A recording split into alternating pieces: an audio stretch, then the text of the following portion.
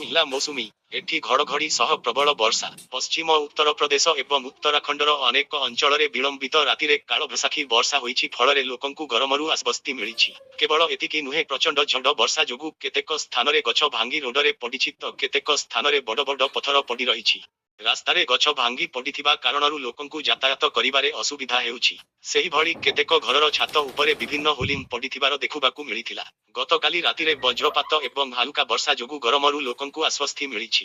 ଅନ୍ୟପକ୍ଷରେ ଦକ୍ଷିଣ ଭାରତର କିଛି ଅଞ୍ଚଳରେ ମୌସୁମୀ ବର୍ଷା ହେଉଛି, ଯେଉଁଠାରେ ପରିସ୍ଥିତି ନିୟନ୍ତ୍ରଣ କରିବା ବାହାରେ। ଉତ୍ତର ପୂର୍ବ ରାଜ୍ୟର ଅନେକ ସ୍ଥାନରେ ବିଳମ୍ବିତ ରାତିରେ ବଜ୍ରପାତ ସହ ବର୍ଷା ରେକର୍ଡ କରାଯାଇଛି।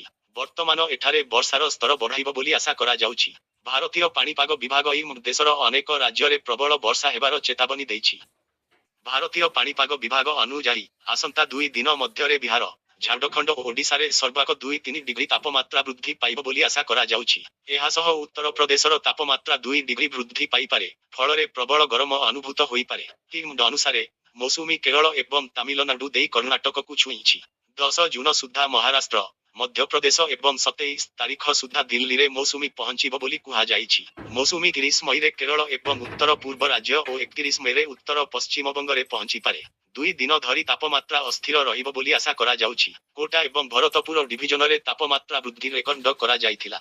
ସୂଚନା ଅନୁଯାୟୀ ଦେଶର 29ଟି ରାଜ୍ୟ ଏବଂ କେନ୍ଦ୍ରଶାସିତ ଅଞ୍ଚଳରେ ହାଲୁକାରୁ ମଧ୍ୟମ ଧରଣର ବର୍ଷା ହେବାର ସମ୍ଭାବନା ରହିଛି। ପାଣିପାଗ ବିଭାଗ ଅନୁଯାୟୀ ମହାରାଷ୍ଟ୍ର, ବିହାର, ଉତ୍ତରାଖଣ୍ଡ, ଛତିଶଗଡ଼ ଏବଂ ମଧ୍ୟପ୍ରଦେଶରେ ହାଲୁକାରୁ ପ୍ରବଳ ବର୍ଷା ହେବାର ସମ୍ଭାବନା ରହିଛି। ଏହା ସହ ଜମ୍ମୁ କାଶ୍ମୀର, ହିମାଚଳ ପ୍ରଦେଶ, ଉତ୍ତର ପ୍ରଦେଶ, ପଞ୍ଜାବ ଓ ହରିୟାଣାରେ ପ୍ରବଳ ବର୍ଷା ହେବାର ସମ୍ଭାବନା ରହିଛି।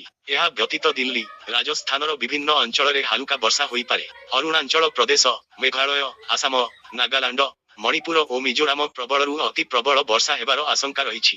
ତ୍ରିପୁରା, ୱେଷ୍ଟ ବେଙ୍ଗଲ, ଓଡ଼ିଶା, ସିକିମ, କେରଳ, ତାମିଲନାଡୁ ଏବଂ ମଧ୍ୟପ୍ରଦେଶ ବର୍ଷା ସହ ବଜ୍ରପାତ ହେବାର ସମ୍ଭାବନା ଅଛି। ଏହା ସହିତ ଗୁରୁବାର ଠାରୁ ଜୟପୁର, ବିକାନେର ବର୍ଷା ହେବାର ଆକଳନ କରାଯାଇଛି। ଦକ୍ଷିଣ ରାଜସ୍ଥାନର ବିଭିନ୍ନ ଅଞ୍ଚଳରେ ଅପରାହ୍ନରେ ଆକାଶ ମେଘୁଆ ହେବାର ସମ୍ଭାବନା ରହିଛି।